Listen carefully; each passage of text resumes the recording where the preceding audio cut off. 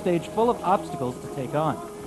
A hardy first course that will claim its victims. Even the best begin to suffer.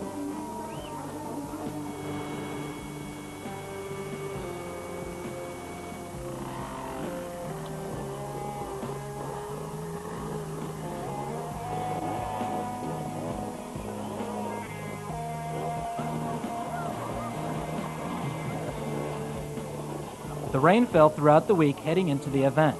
The tracks are drenched and very muddy, but the show has only just begun.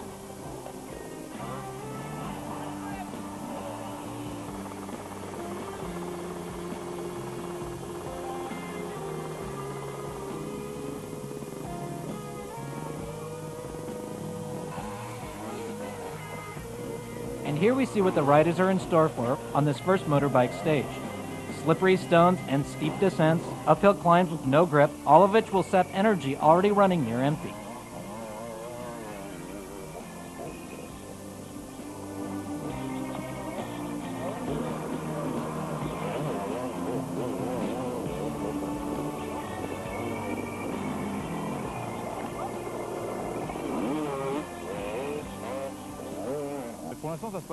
For now, it's all going well. My teammate is on top form. Sometimes he's even too fast for me. As for the obstacles, we are still just a bit off the pace. It was a bit fast, but we're holding on and it should get better.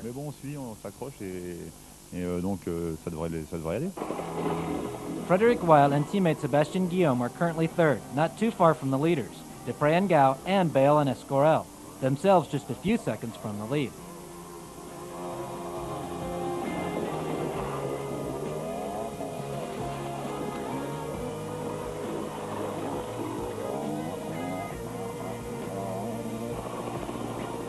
In this particular stage, the leaders will pass through in less than 20 minutes, while some of the others will need as much as 2 hours.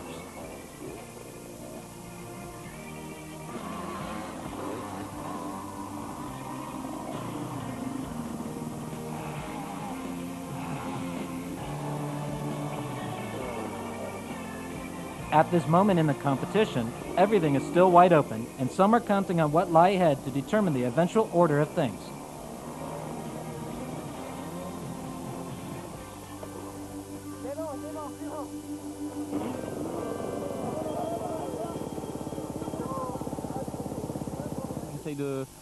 Well, I tried to conserve my energy in the physical sections because we have a tendency to push a little too hard, because that's what we like. But we reserve some for the obstacle section, followed by the navigation stage.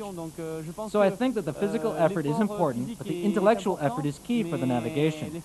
You need to pay careful attention. It is really extraordinary, and that's what we like as well. All season long, we can't wait for the Shark Extreme, because here we have a chance for some fun. Before the tricky navigation stage, a few minutes of well-deserved rest. Grab a bite to eat and a minute or two to regroup before taking on the next stage. It is also the time for the bikes to be given some attention, for they too have suffered from the punishing event.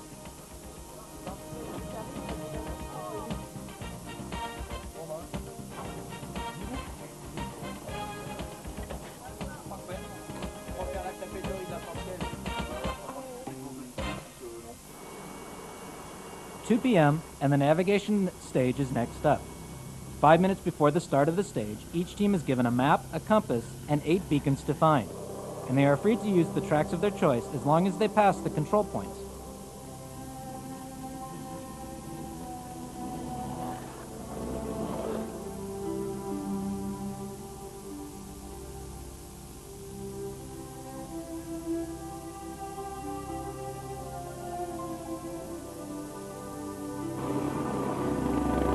The Béarn region in the southwest of France is ideal for this type of cruel exercise.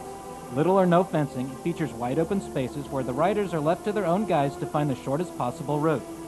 Riding skills are one thing, but being able to read a map is another, and some have more difficulties than the others.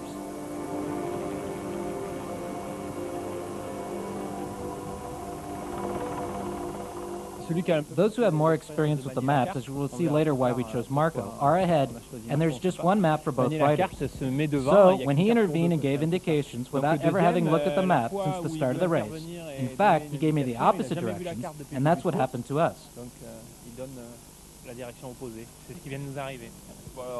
I said to myself that Laurent is a terrible navigator, so I decided to take the map. And then he saw that I was worse than he.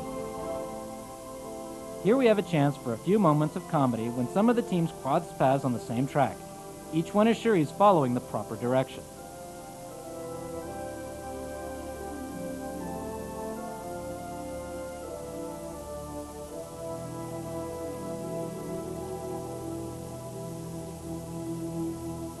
On this giant playgrounded tracks, it is important to go fast without haste, taking time to confirm with the map that one is not on the wrong circuit or the wrong direction. For sure at the start it was tough because we had to get used to working together. Cyril took the map. The first two CPs were hard to find because we hesitated after we decided to go for it, and it became easier. 22 minutes 30 was the time recorded by Despres and Guillaume to find the beacons, and they confirmed their position as leaders. Still just a few seconds ahead of the team Bayle Esquirol.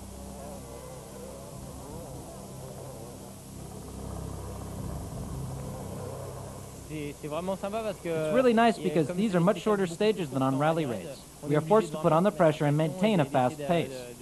We had to find our proper rhythm, and in fact it was quite good enough. All in all, it was a very good day's work.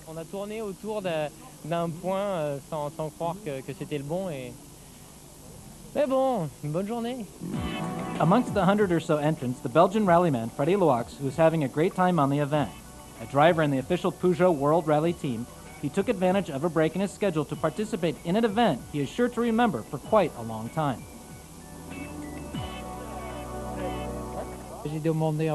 I asked Peugeot if I could participate. They said if it was during the winter and during a break, it's okay. During vacation, not during the Bercy Championships. It's the first time that I've done anything quite like this.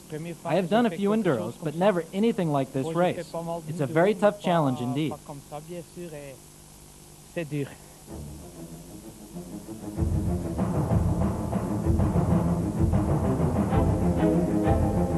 And the day is far from done. While the leaders catch a breather in the bivouac, the others will still be in the stage, searching for the beacons while trying not to lose their way.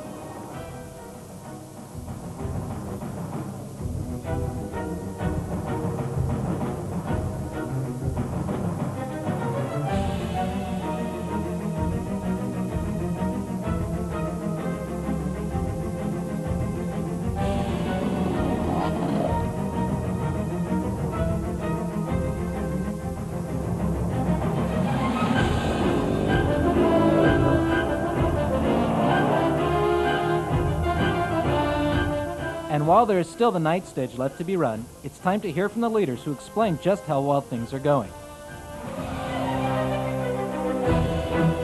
To do these different types of events like this in the same day, we almost forgot that this morning we were in the water, followed by a foot race, and then we had to further concentrate and then to finish with navigation by using a compass. We will finally attack aboard the bikes tonight. Anyway, it's truly an extraordinary day. This final Saturday stage is a tough one, taking on more obstacles at night following a full day's competition. And here another wrinkle with the coming of the rain.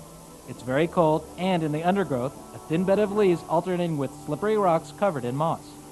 Happily, a few spectators will be on hand to help out the racers, but even for the very best, it's a wet and nasty experience.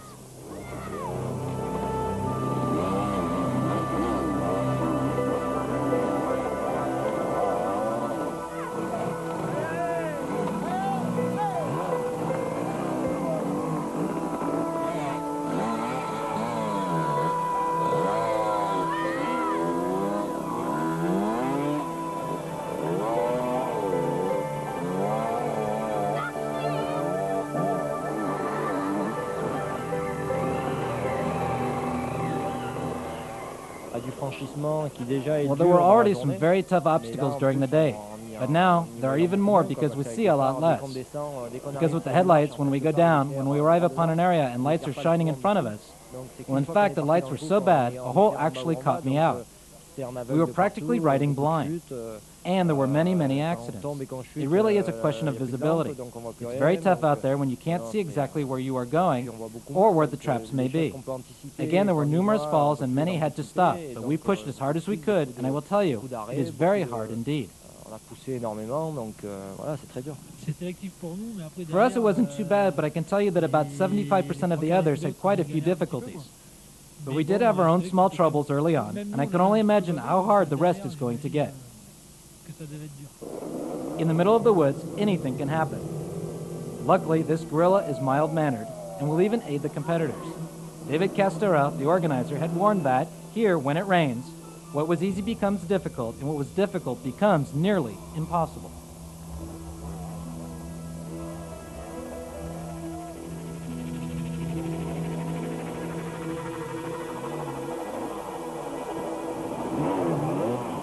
It was a very slippery stage. The tracks were very rough along with stones, which were very wet and slippery as well.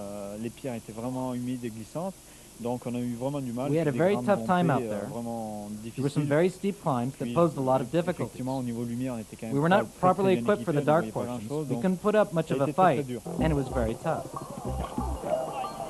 Fall once, 10 times, 20 times, the falls are endless, sapping both energy and motivation. But one must gather oneself and find the strength to keep on.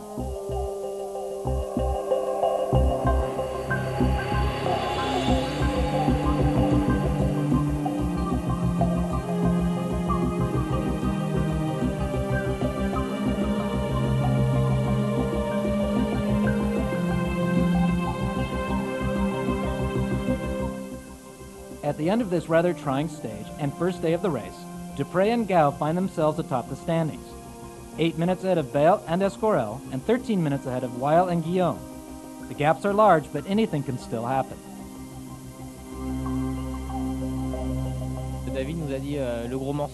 David told us the large bit is for tomorrow. So, seeing what we've done on the bikes tonight, I think tomorrow we are in for a big day, with a 2.5-hour stage with a mix of navigation and obstacles. So knowing that the obstacles and navigation are going to be tough, grouping together the two tasks at hand, I think tomorrow's a big day.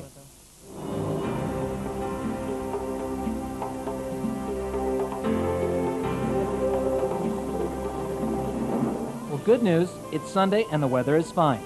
Bad news, the morning special and most difficult of the weekend because they will once again have to pass the CPs, those famous beacons, and tackle more and more obstacles, filled with dangerous traps and a steep descent towards a river where once again they will have to call on whatever energy reserves they may still have.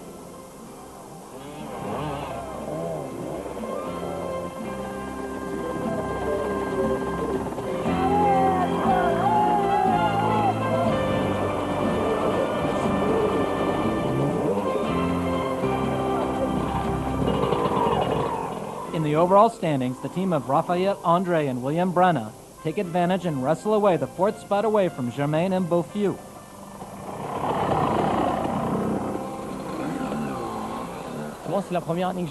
This is my first year here, and it's true that I'm out here for some serious fun on the bike because this is one of the rare occasions to have some good fun. I find that the concept is super despite that yesterday night, maybe we went a little too strong during the night stage. But with the weather conditions, we can't anticipate everything. But I think at this level of organization, I have nothing to complain about, even if for the moment the race is yet not finished.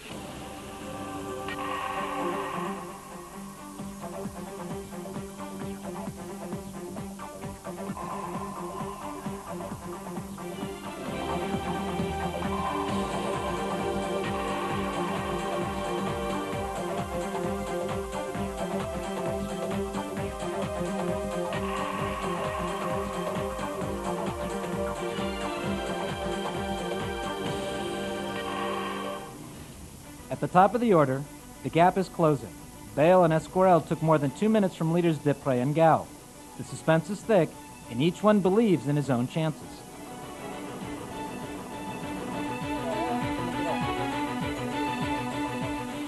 Well, we're going to have to see. You know, with the bike stage, it's an hour on the bike. Anything can happen. It can still take a few minutes from the leaders. We're also tired, but, you know, this is a race and anything could still happen. Well, it's going to be hot out there. It's great that there is a competition like this. It's going to go down to the last minute. We're not going to give up anything. We've affixed our lighting equipment for taking the battle to the VTTs.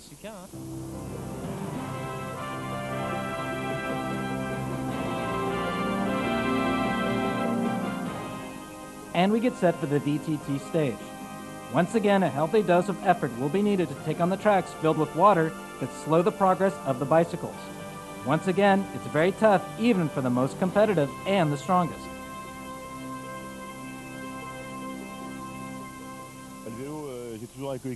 On the bike, I always have a teammate who gives his all and who's going to be very tough indeed. I'm getting on well with the bicycle, even though I didn't do much before. So I can say that with what I did last year, I suffered a lot. I suspect I will be suffering some more this evening. All eyes are focused on the battle for the lead. Bayle and Esquirol keep pushing hard, eating into the lead meter by meter, and take another 2 minutes 30 from the leaders. Before the final stage of the weekend, Despres and Guillaume have a tenuous 3-minute advantage.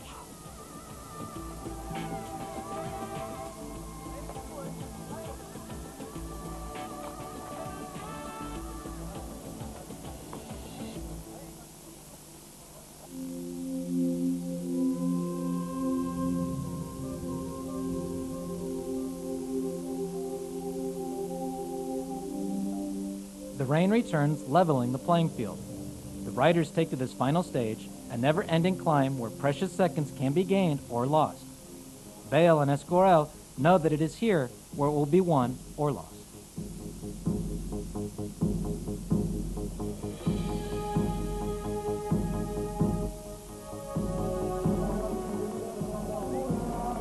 Under a steady rain, Despres and Guillaume are the first to set off what will certainly be a climactic ending.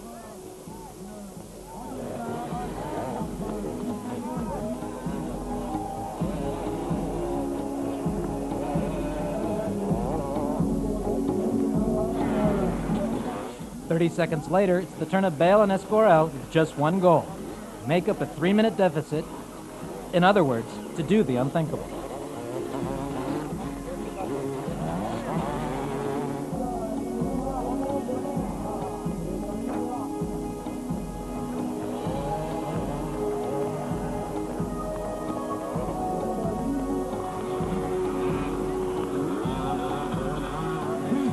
The public are holding their collective breath, especially when Despres is caught out on a very slippery section. A minor fall with no harm done because Jean-Michel Bayle would also make the same mistake. In the end, this final stage concluded without any surprises, and Despres and Guillaume kept their lead. An outstanding victory, the first for both in the Shark Extreme, after a difficult event where the outcome wasn't decided until the very last moments.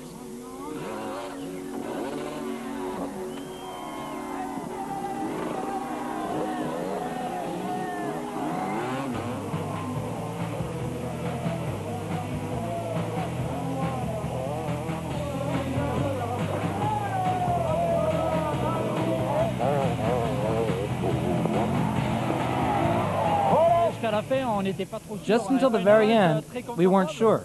We didn't have a comfortable lead, and we were still not sure of winning.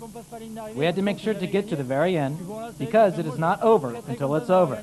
Anyway, I'm extremely happy to have won this edition of the Shark. It was something I wanted very much. On the bike, I rode 200%, and when I was really spent. Cyril helped me enormously and pushed me on the flat sections. We made for a great team, and again, I couldn't be any happier. It was really super to compare the different sports throughout the weekend, and of course winning always makes things sweeter. We fought hard and had a great battle with Jean-Michel and Cyril, as well as the others. This is something I will want to do again next year for sure.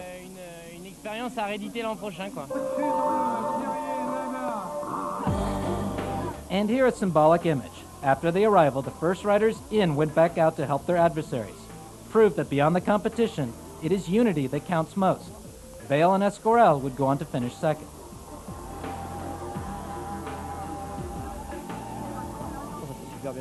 Well, it went extremely well. With Cyril, everything went swimmingly. We never had one difference of opinion in the navigation, and we're still close mates after the race. I would say this was a very positive experience. The bike preparation could have been just a bit better. As for the lights, it was a bit dicey in the night stages. Our rivals were better equipped than we were. For next year, I think we'll be back better prepared and better able to go for the win. And here are the final standings of the third Shark Extreme. And no worries, the fourth edition planned for next year will surely be just as tough. Till then, bye from now from the third Shark Extreme.